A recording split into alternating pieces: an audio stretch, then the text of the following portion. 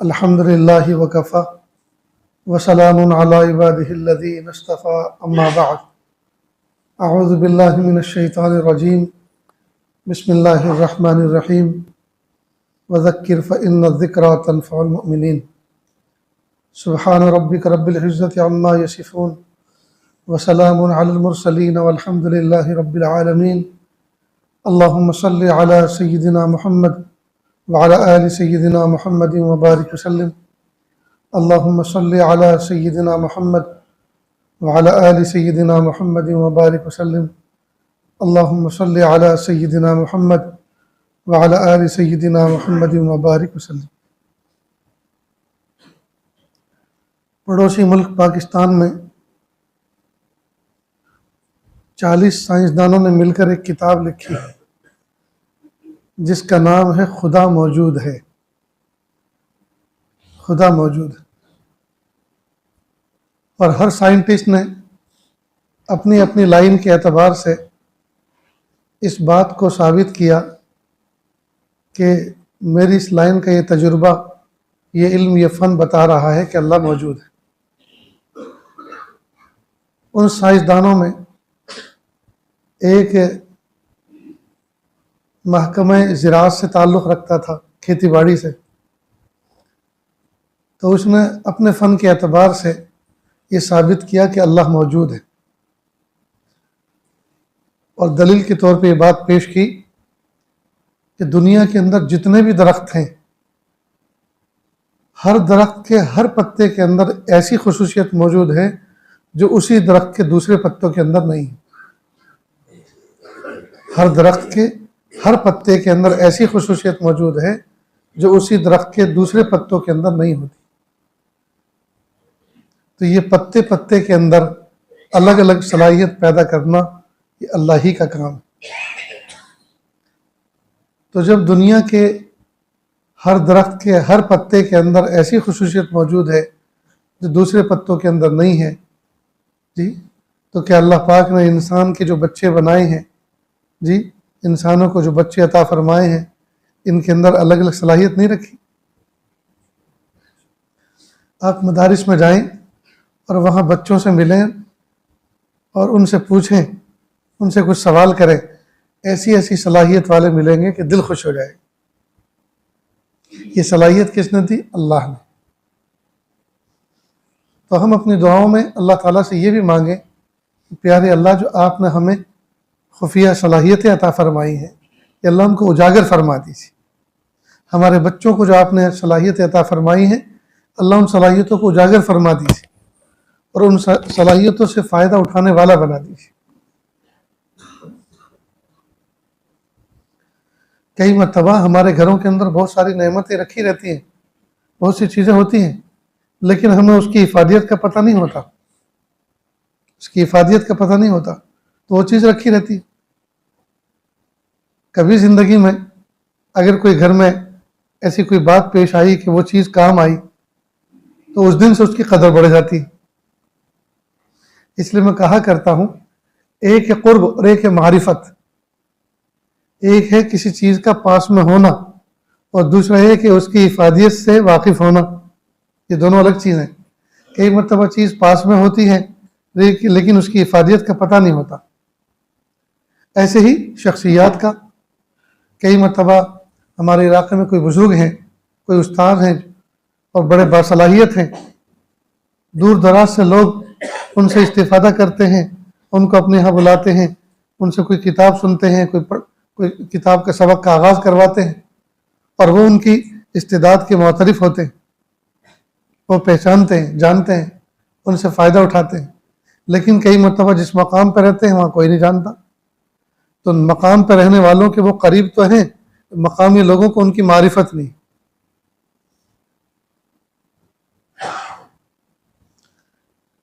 ایک مرتبہ آندھرا پردیش کے ایک شہر میں میرا جانا ہوا۔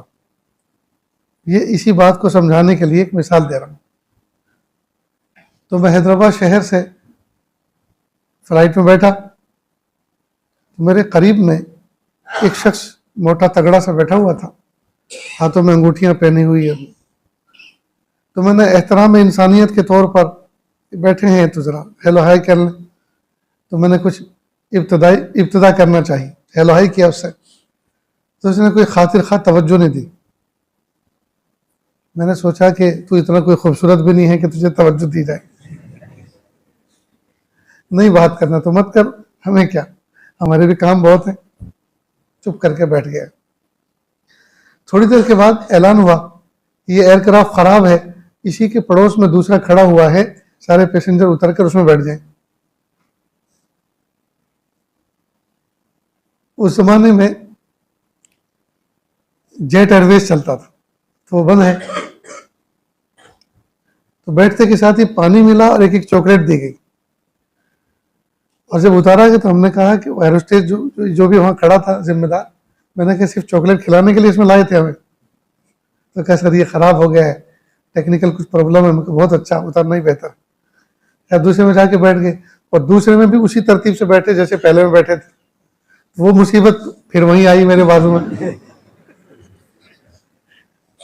خیر, اب ہم فائنل ڈیسٹینیشن پہ پہنچے. اس منزل پہ پہنچے تو اس آدمی کے ساتھ میں 2 پولیس والے آ کے کھڑے ہو گئے اور بیلٹ پر دیکھنے لگے اس کا سامان جو آئے گا وہ اٹھائیں گے.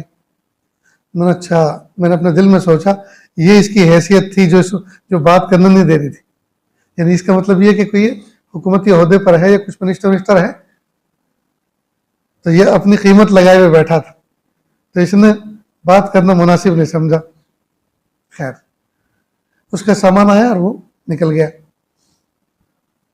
تھوڑی دیر کے بعد ہمارا سامان آیا, ہم لے کے چلے. تو باہر بہت بڑا مجمع تھا جو استقبال کے لیے آیا تھا. تو کہ سر ابھی ہمارے منسٹر گزرے ہیں یہاں سے. میں کہا کون؟ وہ ایسے. میں کہا اچھا وہ کہا وہ آپ سے ملنا چاہ رہے تھے. میں کہا اس وقت کیوں نہیں ملے جب ساتھ میں بیٹھے تھے؟ جب ساتھ میں بیٹھے تو نے کہا کہ حضرت اس نے ہمیں دیکھا تو وہ حیران ہوا کہ کیونکہ ہماری ٹکٹ سے وہ جیتا ہے. تو وہ کہنے لگا کیوں آپ لوگ کیوں آئے ہو؟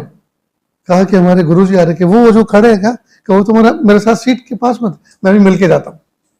تو آپ سے ملنا چاہ رہے تھے, لیکن ساتھ میں جو پروٹوکول والے کھڑے تھے کہا سر میٹنگ چل رہی ہے اور فلائٹ ویسے بھی لیٹ آئی ہے, آپ جلدی چلیں. تو وہ چلا گیا.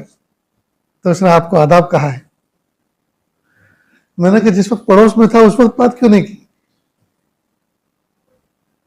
تو پھر میری سمجھ میں ایک بات آئی کہ کئی مرتبہ آدمی کو قرب تو ہوتا ہے لیکن معرفت نہیں ہوتی. جس وقت میرے قریب بیٹھا ہوا تھا اس وقت تو مجھے نہیں جانتا تھا کہ میں کون. میں اتنے سارے لوگوں کا شیخ ہوں مثال کے طور پر. یہ اتنے سارے لوگ افادے استفادے کا تعلق رکھتے ہیں. جب وہ ان کے درمیان سے گزرا, اس نے دیکھا کہ اتنے سارے لوگ ان کو دیکھ, تو اس کا مطلب یہ کہ کوئی ہے. وہ سمجھا اپنے ذہن کے اندر جو بھی بات سمجھا. تو کئی مرتبہ آدمی کو قرب تو ہوتا ہے لیکن معرفت نہیں ہوتی. اسے اس بات کا ادراک نہیں ہوتا کہ جو چیز میرے قریب ہے اس کی افادیت کیا ہے, اس کا فائدہ کیا ہے, اس کی قیمت کیا ہے. تو اللہ تعالیٰ سے ہم یہ چیز بھی مانگیں کہ پیارے اللہ, جو چیز آپ نے ہمیں میسر فرمائی ہے, جو چیز آپ نے, جو نعمتیں آپ نے ہمیں عطا فرمائی ہیں, چاہے وہ بے جان چیز کے اعتبار سے ہو, چاہے کوئی گھر میں اوزار ہو, کوئی استعمال کی چیز ہو, جی آپ نے ہمیں نعمت کے طور پہ عطا فرمائی اور ہمیں یہ پتہ نہیں ہے اس کی افادیت کیا ہے. پیارے اللہ وہ سمجھائیے, اس کی معرفت عطا فرمائیے تاکہ ہم اس کی قدر کریں, اس سے پورا فائدہ اٹھائیں. یا وہ شخصیت ہو جو ہمارے قریب رہتی ہو اور آپ نے ان کے دل کے اندر کوئی ایسی صلاحیت رکھی ہے, ایسی خوبی رکھی ہے کہ اگر ہم ان کے قریب بیٹھیں اور ان کی کچھ باتیں سنیں تو ہمیں نفع ہو. تو پیارے اللہ ان کی معرفت کا ادراک ہمیں عطا فرمائی. یہ چیز ہمیں اللہ سے مانگنی چاہیے.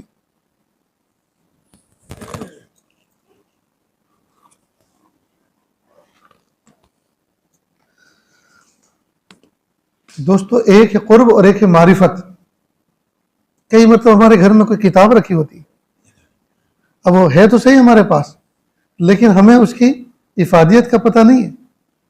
وہ تو کسی موقع پر کوئی ہمارے یہاں عالم آ جاتے ہیں, کوئی شخصیت آ جاتی ہے اور وہ اپنے تذکرے میں بیان کے دوران اس کا تذکرہ کرتی ہیں, اس کی افادیت کا اظہار کرتی ہے وہ شخصیت. تب پتہ چلتا ہے کہ یار یہ تو چیز ہمارے پاس رکھی ہوئی ہے. اس لیے یہ مذاکرے، یہ گفتگو، یہ ملاقاتیں یہ اس لیے ضروری ہیں کہ اس سے بہت ساری چیزیں کھلتی ہیں، اس سے بہت ساری چیزیں کھلتی ہیں۔ تو جب تک آدمی کسی سے ملے نہیں، جب تک کسی کی سنے نہیں، جی جب تک کسی کی سنے نہیں، جب کسی کی صحبت اختیار نہ کرے، جی وہاں تک آدمی اندر سے کچا ہی رہتا ہے۔ اس لیے تو کہا فارسی زبان میں بسیار سفر باید تا پختہ شود خامے، بہت سفر کرنا پڑتا ہے تب جا کے کچا پکا بنتا ہے۔ حضرت عمر فاروق اعظم رضی اللہ تعالیٰ عنہ کے سامنے کسی آدمی کی، کسی شخص نے تعریف کی، حضرت نے فرمایا آپ نے کیسے ان کی تعریف کی؟ آپ نے ان کو برتا ہے؟ ان کے ساتھ میں کوئی معاملہ آپ نے کیا ہے کہ نہیں؟ آپ نے ان کے ساتھ سفر کیا ہے کہ نہیں؟ کہ جب نہ سفر کیا نہ آپ نے کوئی معاملہ کیا، سفر سے آدمی کی اوصاف کھلتے ہیں، معاملہ کرنے سے آدمی کی طبیعت کھلتی ہے، جب دونوں چیز آپ نے نہیں کی تو آپ یہ کیسے کہہ سکتے ہیں کہ یہ آدمی اچھا ہے؟ اس لیے بغیر تجربے کے اور بغیر کسی معاملے کے آدمی کبھی کسی کے بارے میں رائے قائم کرنے میں جلدی نہ کرے۔ چہرہ دیکھنے سے سبھی اچھے لگتے اور ہر آدمی کو اچھا ہی سمجھنا چاہیے، بدگمانی کیوں کرے؟ اصل یہ ہے معاملات، اور آج کل تو معاملات کا بھی بڑا عجیب و غریب قسم کا فراڈ چل رہا ہے، اعتماد کا دھوکہ۔ بھائی مجھے آپ 1000 روپے دے دو، میں آپ کو 1 مہینے میں لوٹا دوں گا، تنخواہ مجھے ملے گی میں لوٹا دوں گا۔ اب آپ نے دے دیے، اب اس نے 20 دن میں لوٹا دی، تو کہا تنخواہ، تو کہا میرے پیسے کہیں سے آنے والے تھے، تنخواہ تو خیر ملے گی مجھے، لیکن وہ آنے والے تھے وہ آئے تو میں نے سوچا پہلے آپ کا قرض ادا کر دوں، آپ کو ضرورت ہوگی۔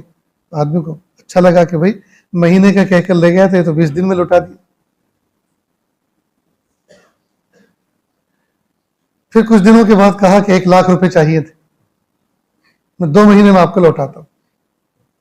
پھر 1,00,000 روپے دے اور 1 مہینے میں لوٹا دیے۔ تو کہا آپ تو 2 مہینے میں کہہ رہے تھے، کیا بات؟ تو کہا میری ایک چیز بکی ہے، اس کے پیسے آئے تھے، میں نے سوچا پہلے آپ کے لوٹا دوں۔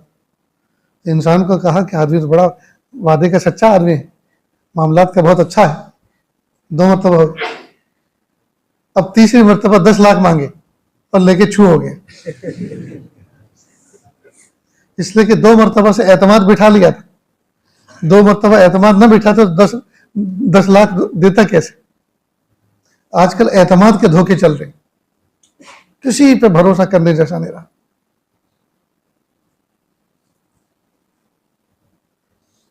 بہرحال بہت سارے حالات انسان کو بہت کچھ سکھاتے ہیں، بہت سارے حالات انسان کو بہت کچھ سکھاتے ہیں۔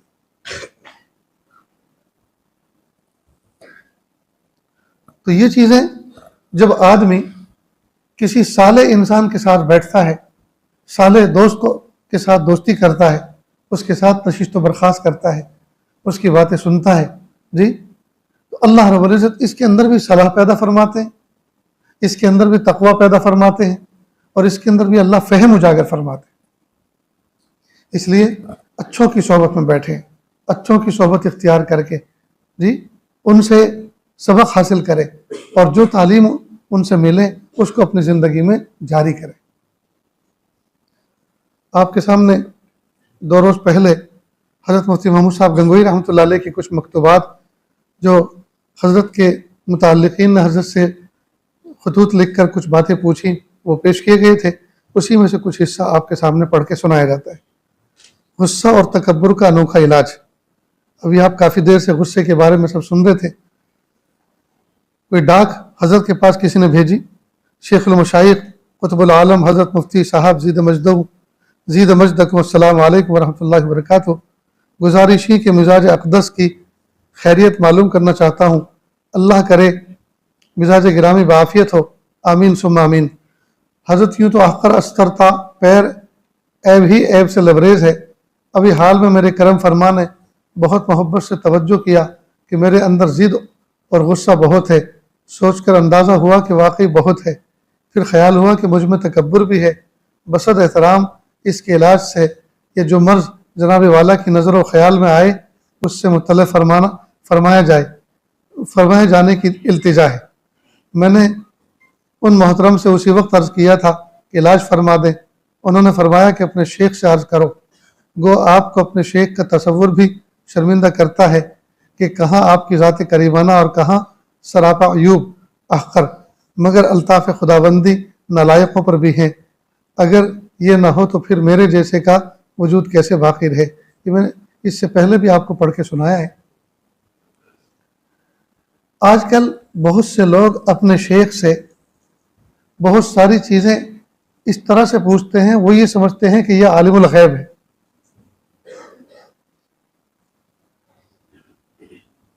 ایک شخص نے اس عاجز سے پوچھا، 15-20 سال پہلے کی بات ہے، حضرت میری بیٹی کے لیے ایک میں نے لڑکا تلاش کیا ہے، آپ ذرا اپنی روحانی قوت سے دیکھ کے بتائیے نا وہ کیسا ہے۔ آپ اپنی روحانی قوت سے دیکھ کے بتائیے وہ کیسا ہے۔ پھر ان کو سمجھایا کہ نہ اس طرح سے سوال کیے جاتے ہیں، نہ کسی کے بارے میں اس طرح کا یقین رکھنا چاہیے، کوئی بھی آدمی نہیں بتا سکتا۔ یہ تو سب چیزیں تجربات کی ہوتی ہیں۔ آپ یا تو استشارہ کریں یا استخارہ کریں۔ ما خاب من استخارہ وما ندم من استشارہ۔ وہ آدمی ناکام نہیں ہوا جس نے استخارہ کیا، اور وہ آدمی شرمندہ نہیں ہوا جس نے مشورہ کیا۔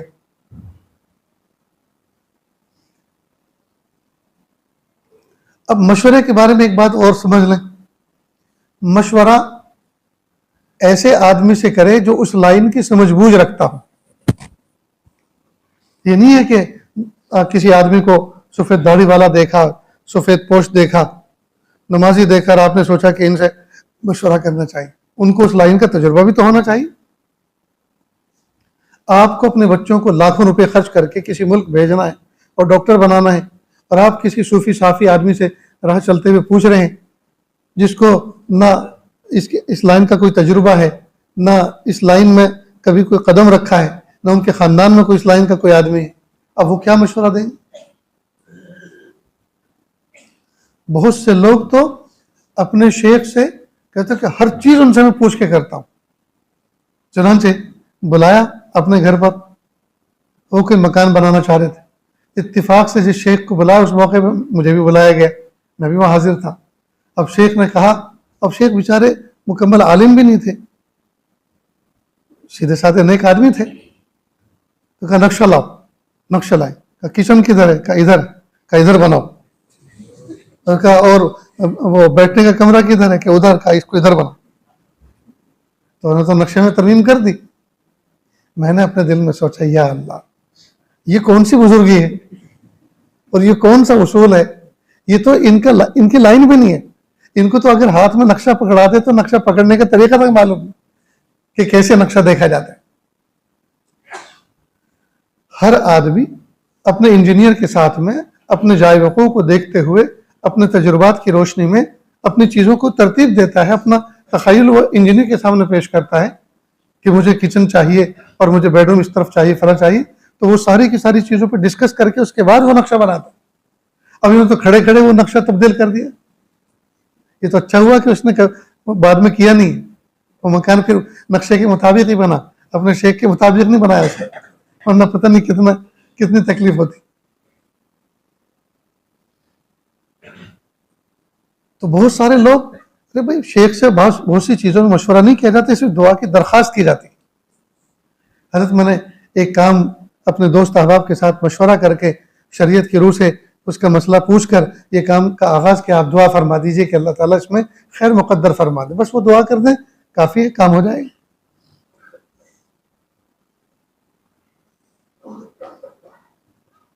تو مشورہ ایک تو ہر کس و ناقص سے نہ لے، اس سے لے جو اس فن کا ماہر ہو۔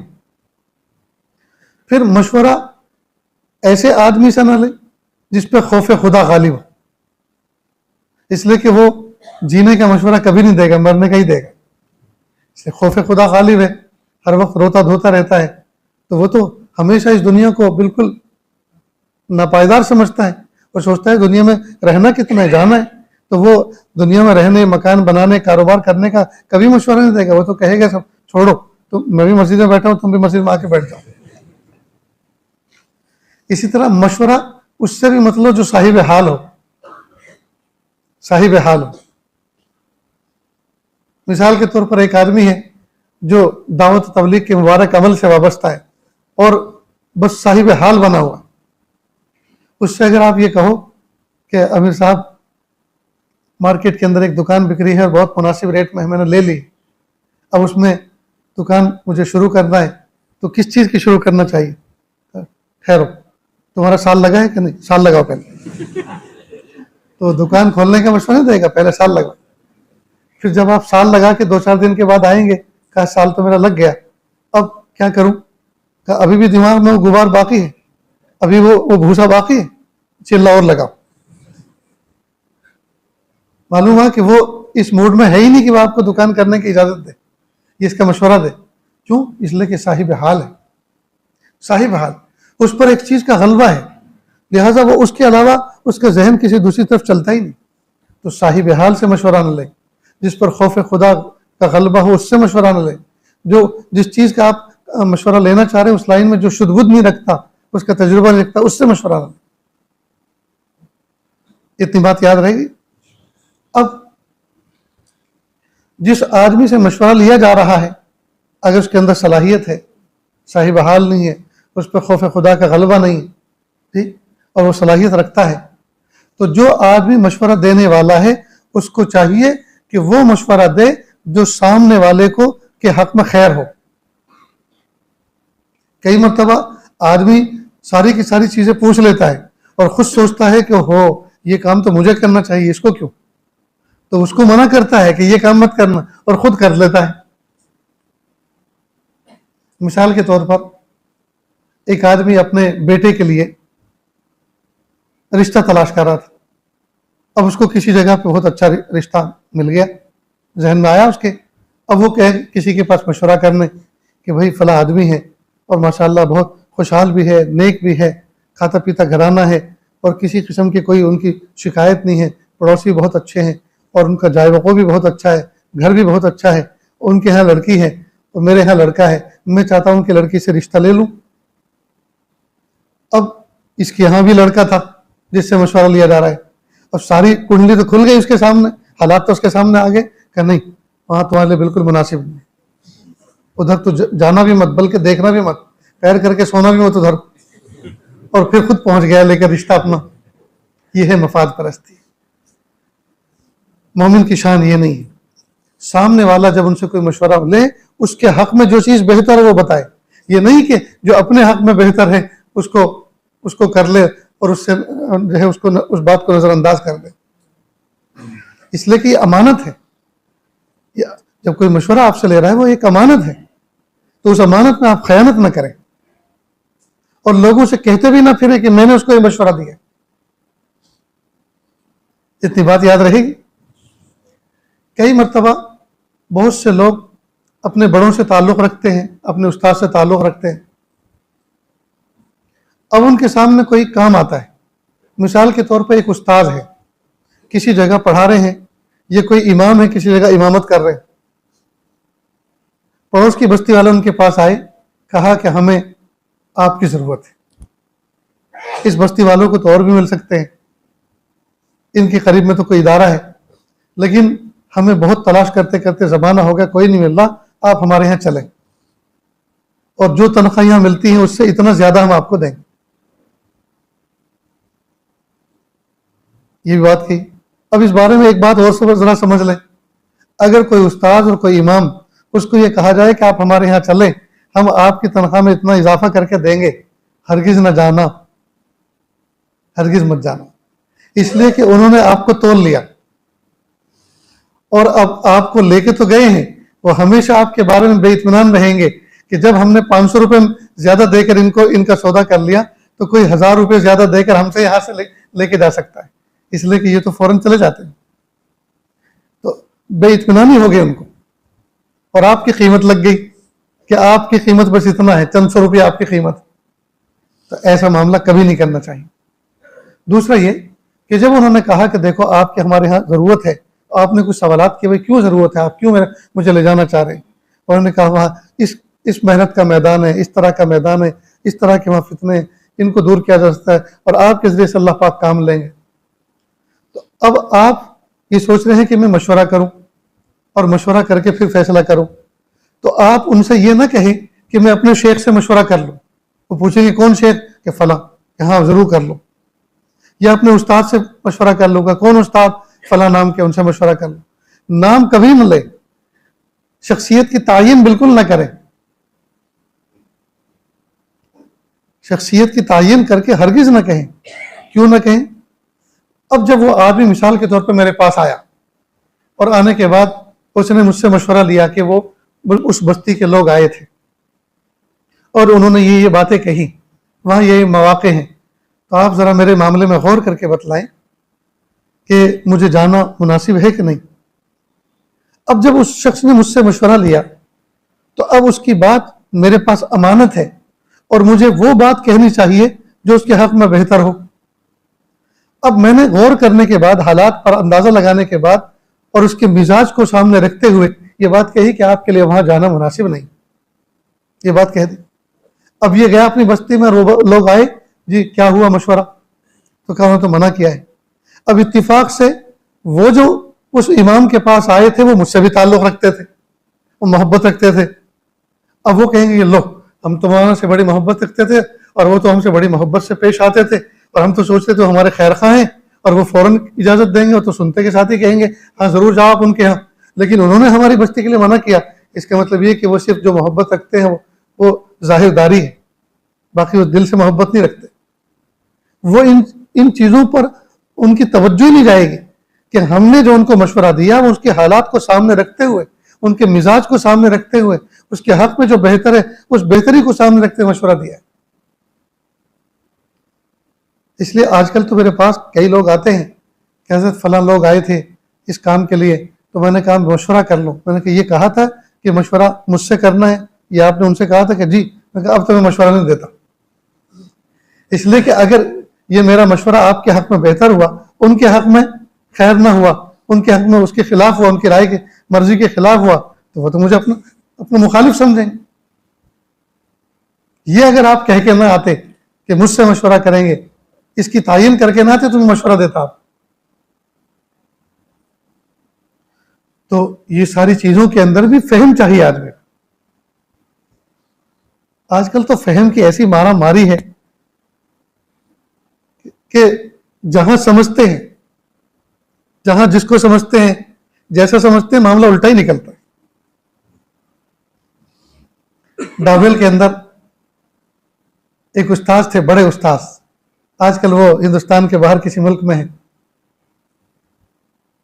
اس زمانے میں جو ذمہ دار تھے، مہتم تھے، باروب بھی تھے. وہ تو ہر زمانے میں باروب ہوتے ہیں.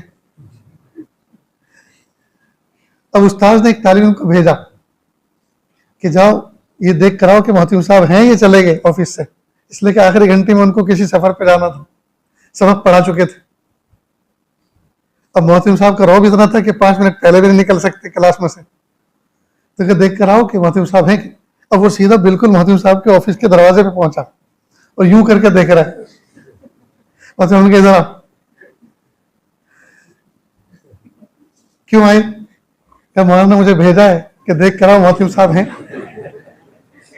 کہ جاؤ کہہ دو کہ محتم صاحب آفس میں بیٹھے ہیں اور ابھی چھٹی میں 10 منٹ باقی ہیں. آخر کہا کہ محتم صاحب نے یہ کہا کہ 10 منٹ باقی ہے. کہ تم ان سے مل کر آیا؟ کہ جی. اللہ حول ولا قوت الا باللہ.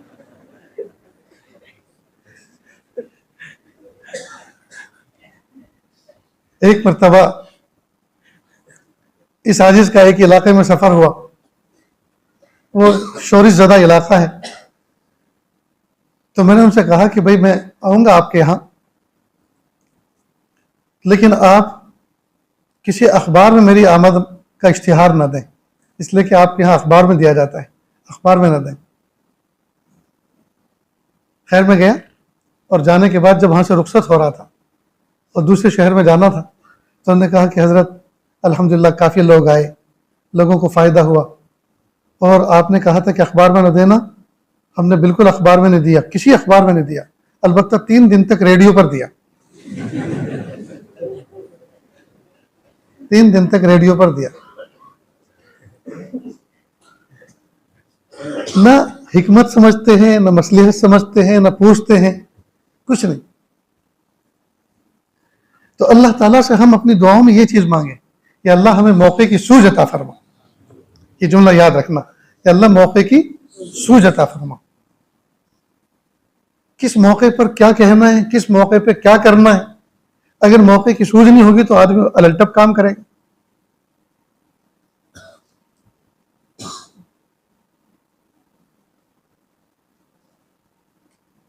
تو موقع کی فہم یہ اللہ کی طرف سے بہت بڑی نعمت ہے، بہت بڑی نعمت ہے.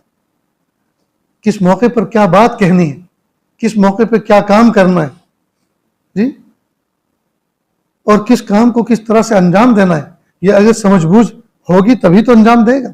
معلوم ہے یہ اللہ کی ایک نعمت ہے اور اس نعمت کو اللہ سے مانگنا چاہیے. پیارے اللہ یہ نعمت ہمیں عطا فرمائیے، موقع کی سمجھ بوجھ عطا فرمائی، موقع کی سوجھ عطا فرمائی. ہے کہ نہیں یہ چیز اللہ سے مانگنے جیسی؟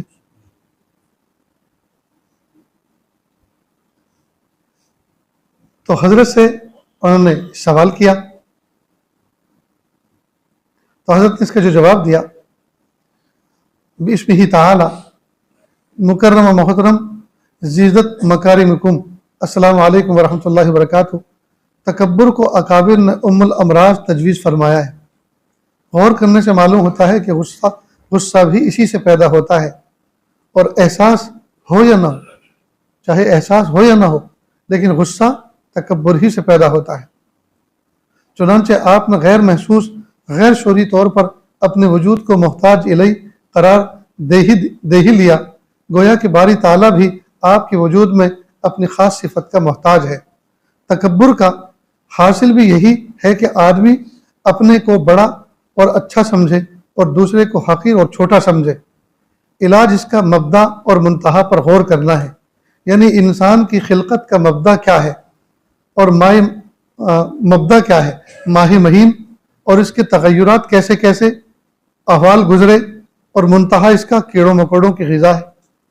یعنی تکبر یہ چاہتا ہے کہ آدمی اپنے آپ کو بڑا دکھلائے کہ آدمی خود اپنے آپ کو یہ سمجھتا ہے کہ میں بڑا ہوں، اور بڑی ذات تو اللہ کی ہے. صبح سے شام تک مسجد کا مؤذن بلند منارے سے 5 اذانوں میں 25 دفعہ یہ بات کہتا ہے، اللہ اکبر اللہ اکبر، اللہ سب سے بڑا ہے، اللہ سب سے بڑا ہے. کہتا ہے کہ نہیں؟ تو آدمی کا تکبر تو الفاظ اذان پہ غور کرنے سے ختم ہو جائے. بچہ جب پیدا ہوتا ہے ماں کے پیٹ سے آتا ہے تو پیدا ہوتے کے ساتھ ہی سب سے پہلے اس کے ساتھ میں کیا عمل ہوتا ہے؟ دائیں کان میں اذان اور بائیں کان میں تکبیر، اور دونوں کے الفاظ ایک ہیں، سوائے تکبیر میں قد قامت الصلاۃ کے باقی اذان الفاظ تو دونوں کے ایک ہیں. ادھر بھی اللہ اکبر کہا گیا، اور تکبیر میں ادھر بھی اللہ اکبر کہا گیا. جی کہیں ایسا نہ ہو کہ ادھر سے کہا جائے ادھر کو نکل جائے. دونوں طرف سے ایک ہی صدا کان میں ڈالی گئی، اور یہی صدا دل اور دماغ میں وائس میسج بنا کر گویا جما دی گئی، بٹھا دی گئی کہ سب سے بڑا اللہ ہے. اور اس میں حکمت بڑی عجیب ہے. جب بچہ دنیا میں آتا ہے تو ماں کی تنگ و تاریک پیٹ سے باہر آتا ہے. جب باہر آتا ہے تو بہت سا باہر کی کشادگی، باہر کا اجالا، باہر کی وسعت دیکھ کر اس کو تعجب ہوتا ہے. تو اللہ رب العزت دنیا میں آتے کے ساتھ ہی، دنیا میں اس کے بھیجتے کے ساتھ ہی ایک میسج دے رہے ہیں کہ اے میرے بندے خبردار، تو ماں کی تنگ و تاریک پیٹ سے نکل کر دنیا کے اندر پہنچا ہے، اور یہاں تجھے ہر چیز اپنے سے بڑی نظر آئے گی. آسمان بڑا، سورج بڑا، چاند بڑا، جی زمین بڑی، دریا بڑا، پہاڑ بڑا، جی جس مکان میں رہا اس کی چھت بڑی، جس مکان کے آنگن میں کھیل رہا ہے اس کا درخت بڑا، جو ہاتھی گھوڑے بندھے ہوئے نظر آئیں گے وہ بڑے. ہر چیز تجھے اپنے سے بڑی نظر آئے گی، لیکن خبردار یہ سب چیزیں بڑی نہیں ہیں. اللہ اکبر اللہ سب سے بڑا ہے، اللہ سب سے بڑا ہے. آج جب تو جوان ہوگا تو نہ جانے تجھے کتنے تیرے دشمن اور کتنے حاسدین تجھے ڈرائیں گے یاد رکھنا وہ ڈرانے والے بڑے نہیں ہیں، اللہ سب سے بڑا ہے. کسی ڈرنا ورنا مت، اللہ سب سے بڑا. جس ملک میں اور جس فضا میں تو جنم لیا، سانس لے رہا ہے، اس پہ تو پلے گا اور بڑھے گا، رہے گا، تو نہ جانے کیسی کیسی تنظیمیں اور کیسی کیسی حکومتیں جی تمہارے دین پر ڈاکہ ڈالیں گی اور تمہیں دبائیں گے. خبردار، یہ سب بڑے نہیں ہیں. اللہ اکبر، اللہ اکبر، اللہ سب سے بڑا ہے، اللہ سب سے بڑا ہے. تو اگر آدمی اذان کے الفاظ پہ غور کرے تو اس کا تکبر تو ویسے ہی کافر ہو جائے، ویسے ہی کافر ہو جائے. پھر بڑے بڑے متکبرین، ذرا دستوں کی بیماری لگ جائے، اسہال کی بیماری لگ جائے، بھاگتے دوڑتے ہو جاتے ہیں. پیشاب کا زوردار تقاضا آ جائے تو بھاگتے دوڑتے ہو جاتے ہیں. پیر میں کانٹا چبھ جائے تو جھکنے پہ مجبور ہو جاتے ہیں، دیکھنے پہ مجبور ہو جاتے ہیں، راہ چلتے ہوئے رکنے پہ مجبور ہو جاتے ہیں کہ کانٹا چبھا. تو جو اتنا نازک ہو، کانٹا چبھنے پہ جھک جاتا ہو، پیشاب لگنے پر جی کہیں بیٹھ کر پیشاب کرنے پہ مجبور ہو جاتا ہو، استنجا لگنے پر جی پردے اور آڑ ڈھونڈتا پھرتا ہو، جو اتنا کمزور ہے، وہ آدمی کیسے تکبر کر سکتا ہے؟ حضرت فرما رہے ہیں کہ آپ اپنے مبدا و معاد پہ غور کریں. مبدا یعنی آپ کی جو ابتدا ہے وہ منی کا ناپاک قطرہ ہے، اور معاد کیا ہے؟ یعنی اختتام زندگی کیا ہے کہ کیڑے مکوڑے آپ کا جسم کو کھا لیں گے. تو جس کے جسم کا حال اور حیثیت یہ ہو، وہ آدمی کیا اپنے آپ کو بڑا سمجھے؟ احوال برزخ کا تصور سوتے وقت اس کے لیے مفید ہے. یعنی سونے کے وقت میں یہ تصور کرے میری زندگی کا آخری وقت ہے، میرے ذمے کسی کے حقوق تو نہیں، کسی کو ستایا تو نہیں، اور اب میری زندگی کا آخری سانس ختم ہوا اور مجھے ملائکہ کے سپرد کر دیا گیا. خاتمہ بالخیر کی دعا ہو، من کانا آخر کلامہ لا الہ الا اللہ دخل الجنہ، جس کا آخری کلام لا الہ الا اللہ ہو وہ جنتی ہے. تو حضرت فرما رہے ہیں کہ ان حالات پر جب غور کریں گے تو تکبر تو کافر ہو جائے گا، تکبر تو کافر ہو جائے گا. بہرحال جب آدمی اپنے سے بڑے سے اپنا اصلاحی تعلق قائم کرتا ہے اور ایک ایک بات پوچھ کر جو کمی نظر آتی ہے اس کی اصلاح اور اس ایرر کو نکلواتا ہے، اللہ رب العزت اس میں کمال عطا فرماتے ہیں. اس کے اندر اللہ کمال پیدا فرماتے ہیں.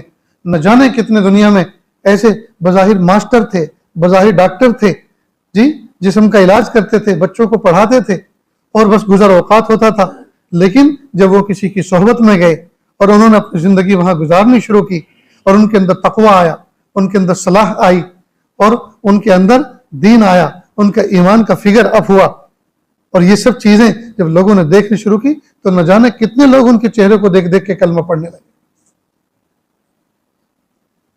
آج کل لوگ بیعت ہوتے ہیں صرف خیر کی دعا کرانے کے لیے، کاروبار میں برکت کی دعا کرانے کے لیے کہ ان سے بیعت ہو جاؤ، وہ دعا کیا کریں گے، کاروبار چلتا رہے گا.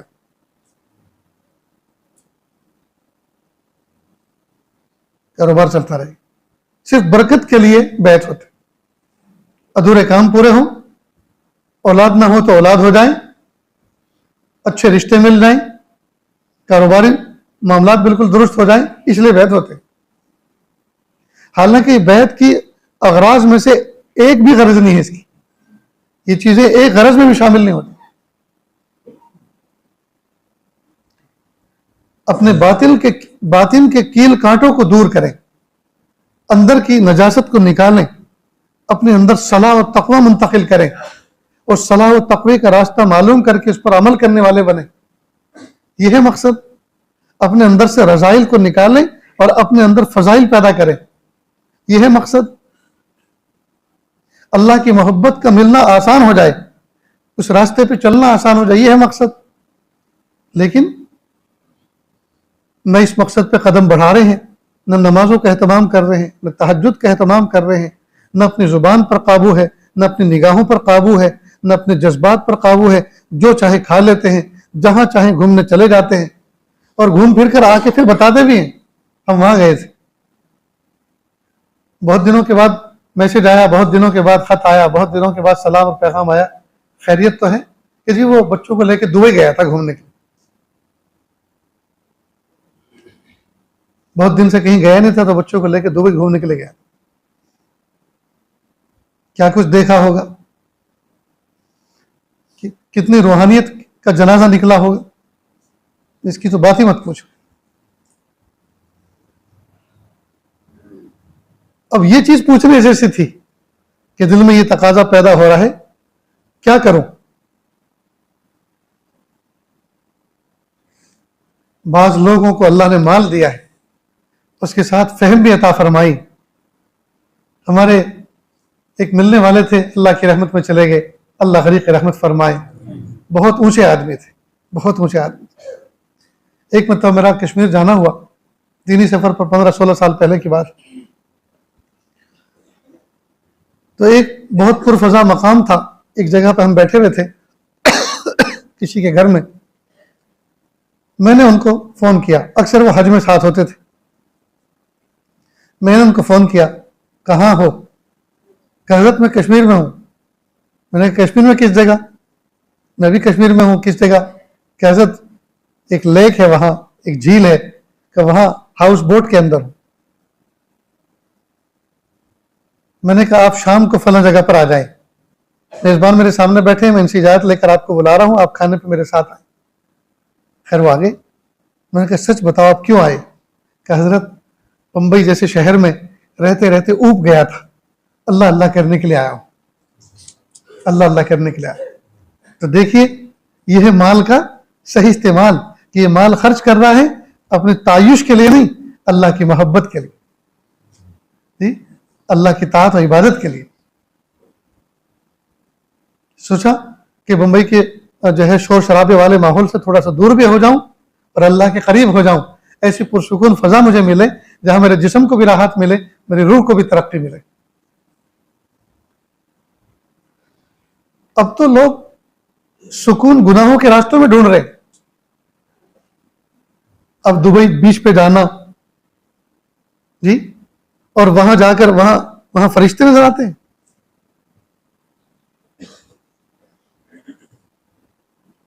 ایک عورت ہمارے گجرات ہی کی حج پر گئی, اور جانے کے بعد کسی نے پوچھا ان سے وہاں کیسا لگا؟ ارے کیا اتنا اچھا حج, تو اللہ میاں سب کو نصیب کرے, بہت اچھا حج.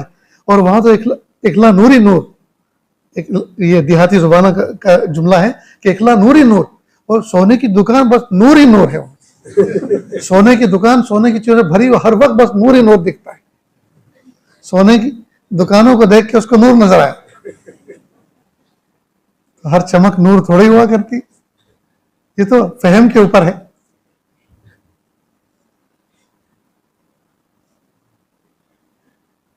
اور بھی چند جملے انہوں نے کہے تھے, وہ نہیں کہتا. اس سے اندازہ لگا لو کہ کہاں کہاں نور دیکھا ہوگا انہوں نے.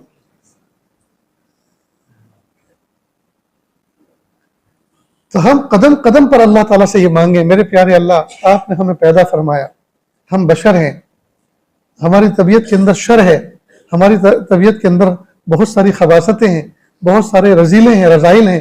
میرے پیارے اللہ عافیت کے ساتھ ان کو نکال دیجئے, اصلاح فرما دیجئے, اور ان کی جگہ پہ اللہ فضائل منتقل فرما دیجئے. پیارے اللہ ہم پیدا تو ہو گئے, شاہ ولی اللہ صاحب الہ آبادی رحمۃ اللہ علیہ فرمایا کرتے تھے, پیدا تو ہو گئے اور مرنا یقینی ہے. حضرت کیا فرماتے تھے؟ پیدا تو ہو گئے اور مرنا یقینی ہے.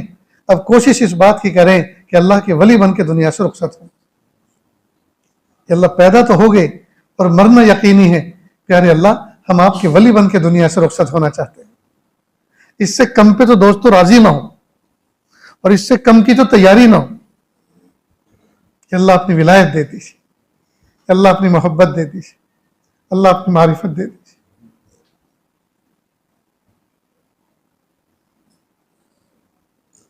اور تنہائیوں کے کونے ڈھونڈیں, تنہائیوں کے کونے ڈھونڈیں, اور وہاں بیٹھ کر اپنے دل کے پر مراقبہ کریں, ذکر و اذکار کریں, اللہ سے مانگیں میرے پیارے اللہ میں آپ کا بننا چاہتا ہوں, اللہ میں آپ کا بننا چاہتا ہوں. کبھی کبھی راہ چلتے ہوئے جب نماز کا وقت نہ ہو اس وقت مسجد میں جاؤ, جب نماز کا وقت نہ ہو اس وقت مسجد میں جاؤ, اور چاروں کونے دیکھو کوئی نظر نہیں آئے گا, پھر کہو اللہ جی آپ سے ملنے آیا.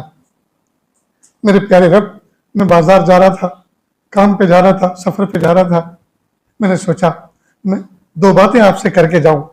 میرے پیارے اللہ، میں آپ کا کمزور بندہ ہوں، آپ مجھے سنبھال لیجیے، مجھے ضائع ہونے سے بچا لیجیے، مجھے کسی کام کا بنا دیجیے. اللہ مجھے تقویٰ دے دیجیے، پاکیزگی دے دیجیے، معرفت دے دیجیے، قرب دے دیجیے، ولایت دے دیجیے، مقام احسان دے دیجیے. اللہ سے مانگے. ہم دنیا کی نعمتیں ٹوٹ کر مانگتے ہیں اور آنکھیں لال لال کر لیتے ہیں. کوئی حرج نہیں، مانگی اللہ کی نعمت اللہ سے نہیں مانگی. دنیا کی نعمتیں ہم اللہ سے نہیں مانگے تو کس سے مانگیں؟ لیکن جس طرح سے ہم کھانے پینے، رہنے سہنے کی ضرورتیں مانگ رہے ہیں، اس سے کہیں زیادہ تو ابد الآباد کی زندگی کی ضرورتیں ہیں. اللہ سے جنت مانگیں. جنت پہ جانے سے پہلے جنت پہ جانے کے قابل بنے کہ ہمارے اعمال وقت پر ہوں، ہمارے اعمال جو اللہ تعالیٰ کے احکام ہیں وہ قضا نہ ہونے پائیں، وہ چھوٹنے نہ پائیں، ضائع ہونے نہ پائیں. اور جن معصیت کی ہمیں عادت ہے، ان کی عادتیں اللہ پاک ہم سے چھڑا دیجئے، ہم ان کی نفرت ہمارے دل میں بٹھا دیجئے. اللہ سے یہ مانگیں. اور اس کو موضوع بنا کے مانگتے ہی نہیں.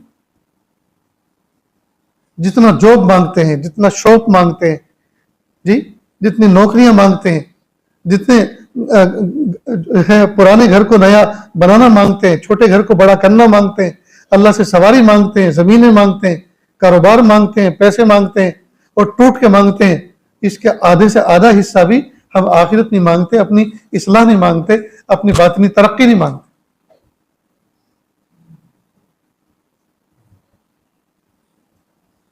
تو جب اللہ پاک نے یہاں ہم سب کو اجتماعی طور پر جمع کر دیا ہے، یہ جو دعائیں جہری کی جاتی ہیں، ان کا مقصد بھی تو یہی ہے کہ دعا کا مضمون ہم سیکھ جائیں. کس طرح سے اللہ کے سامنے ہم دعا کا مضمون سیکھ جائیں. یہ بھی تو سیکھنے کی چیز ہے.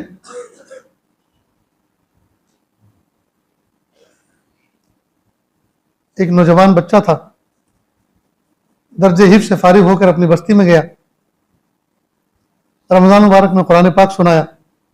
27ویں شب میں اب دعا کرانی تھی. اس نے سوچا کہ کسی بزرگ کو بلا کے لاتا ہوں اور اختتام پہ ان سے دعا کراتا ہوں، لیکن کوئی نہ ملا. اس لیے کہ جو اس لائن کے تھے، اس طرح کے تھے، وہ سب کے سب سفر پہ گئے ہوئے تھے. تو یہ بڑا پریشان. اس نے ایک بزرگ کی کیسٹ لگائی دعا کی اور ان کے سارے الفاظ اپنے ہاتھوں پہ لکھ لیے کہ جب دعا کروں گا تو یہی جو لکھا ہوا ہے یہی مانگ لوں گا.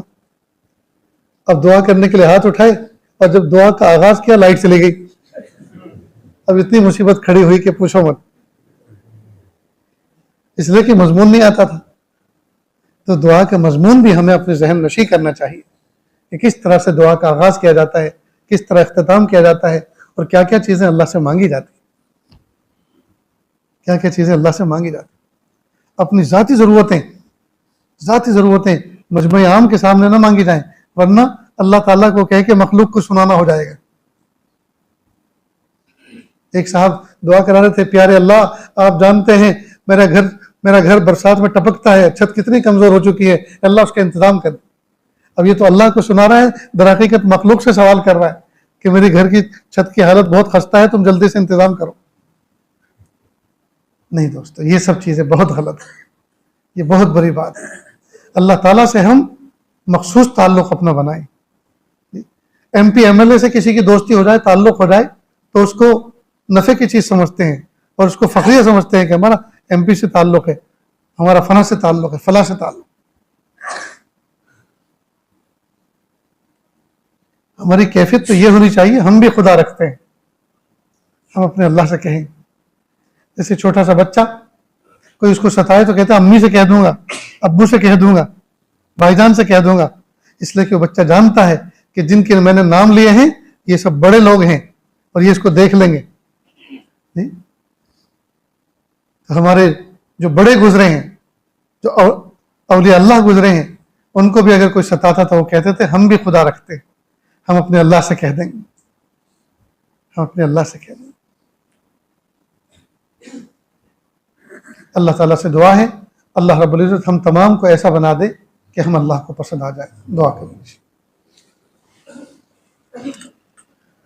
بسم اللہ الرحمن الرحیم. لا احصی ثناء علیک انت کما اثنیت علی نفسک رب اغفر وارحم وانت خیر الراحمین. لا الہ الا اللہ الحلیم الکریم سبحان رب العرش العظیم والحمد للہ رب العالمین نسألک موجبات رحمتک وعزائم مغفرتک والغنیمۃ من کل بر والسلامۃ من کل اسم لا تدع لنا ذنبا الا غفرته ولا ہما الا فرجته ولا حاجة هي لك رضا الا قضيتها یا ارحم الراحمین یا ارحم الراحمین اللہم صلی علی سیدنا محمد وعلی آل سیدنا محمد وبارک وسلم۔ پیارے اللہ، ہم ظاہر میں آپ کے بندے، حقیقت میں نہایت گندے۔ اللہ ہمارے دلوں کی گندگی کو دور فرما، ہمیں اپنی بندگی کا سلیقہ عطا فرما، شرمندگی والے کاموں سے ہماری حفاظت فرما۔ پیارے اللہ، برے دن سے، بری بات سے، بری رات سے، برے انجام سے ہماری حفاظت فرما، سوء خاتمہ سے ہماری حفاظت فرما۔ اللہ ہمارے باطن میں اندھیرے ہیں، اللہ باطن کے اندھیروں کو دور فرما، اللہ باطن میں اپنی محبت کا اجالہ نصیب فرما، اپنی معرفت کا نور عطا فرما۔ میرے پیارے اللہ، پیر کے ناخن سے لے کر سر کے بال تک گناہوں میں ڈوبے ہوئے، معصیت میں جکڑے ہوئے ہیں، لیکن پیارے اللہ، اس 5 فٹ کے جسم میں کہ اللہ 4 انگل کا ایک عضو ایسا بھی ہے جس نے آج تک آپ کی نافرمانی نہیں کی، اور وہ ہے ہمارا ماتھا، وہ ہے ہماری پیشانی۔ اللہ جب سے ہوش سنبھالا ہے آپ ہی کے سامنے جھکی ہے، اور یہ اللہ آپ ہی کے سامنے انشاءاللہ جھکے گی۔ اے میرے پیارے رب، اس پیشانی کی وفاداری کے طفیل پورے جسم کی مغفرت فرما، پورے جسم کی مغفرت فرما، پورے جسم کی مغفرت فرما۔ میرے پیارے اللہ، ہمارے باطن سے رذائل کو نکال دیجئے، اللہ فضائل پیدا فرما دیجئے۔ اللہ کتنی مرتبہ ہم نے بیجا غصہ کیا، کتنی مرتبہ ہم تکبرانہ شان کے ساتھ مخلوق میں چلے، سینہ تان کر اکڑ کے چلے، اور نہ جانے کتنی چیزوں کو ہم نے اسی جذبے کے ساتھ کچل دیا، کتنے لوگوں کی عزتوں کو کچل دیا، کتنے لوگوں کی شان کو کچل دیا، کتنے لوگوں کو ہم نے برسر عام مجمع کے اندر ہم نے ان کو شرمندہ کر دیا، ان کو ذلیل کر دیا۔ میرے پیارے اللہ، اس تکبر کے رذیلے سے ہماری حفاظت فرما، بیجا غصے سے اللہ ہماری حفاظت فرما۔ اللہ ہمارے غصے کو صحیح رخ دے دیجئے، رب کریم ہمارے غصے کو صحیح رخ دے دیجئے۔ جس موقع پر آنا چاہیے اس موقع پر آئے، جتنا آپ کو پسند ہے اتنا آئے، اور جس طرح سے اس کا اظہار کرنا مناسب ہے اس طرح سے اس کا اظہار وجود میں آئے۔ کہ اللہ یہ سب فہم دے دیجئے، کہ اللہ ان پر قابو دے دیجئے، کہ اللہ ان کا کنٹرول دے دیجئے، کہ اللہ آپ سے باہر ہونا کہ اللہ ہم بھول جائیں، میرے پیارے اللہ قابو سے باہر ہونا ہم بھول جائیں، کہ اللہ ہم اپنے آپ کو آپ کے قابو میں لا دیں۔ کہ اللہ ایسی شان اور توفیق عطا فرما، اللہ ہمیں ایسی شان اور توفیق عطا فرما۔ اللہ جی، پیر کے ناخن سے لے کر سر کے بال تک نہ جانے ہمارے اندر کتنے کیل کاٹے ہیں، کہ اللہ ایک ایک کر کے عافیت کے ساتھ نکال دیجئے۔ کہ اللہ ہمیں ایسا نافع بنا دیجئے، ہماری ذات سے نہ کسی کو تکلیف پہنچے، نہ خود ہم اپنے اوپر بوجھ بن کر، دھرتی کا بوجھ بن کے دنیا میں زندگی گزاریں۔ میرے پیارے اللہ، ہماری ذات سے لوگوں کو نفع